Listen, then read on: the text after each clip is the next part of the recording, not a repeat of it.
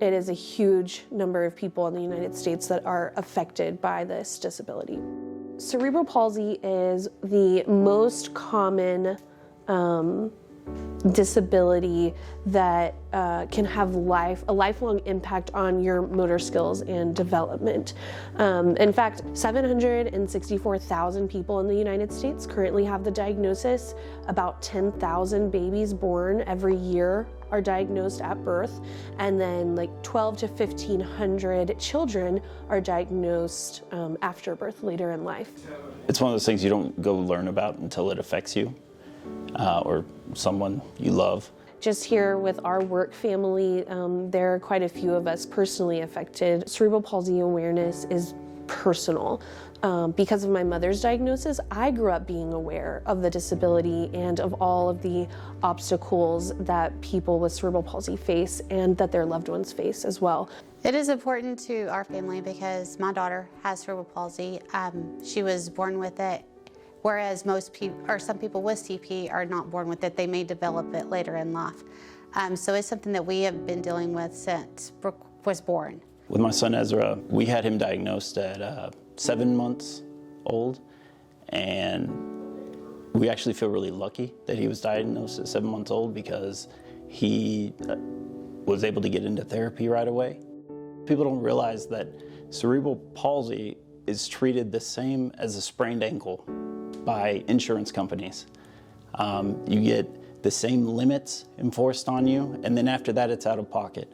And so unless you are doing real well in your career, your child or loved one, their ability to adapt and cope and grow in whatever aspects are impacted by cerebral palsy are directly related to your pocketbook, which, I mean, just isn't right. There wasn't a lot of awareness to it. We struggled with doctors, we struggled with school districts, we struggled with insurance companies. As I got a little bit older, I realized that there wasn't really a lot of awareness surrounding this diagnosis and this disability, and even more importantly and frustratingly, there is no dedicated federal funding for research into cerebral palsy.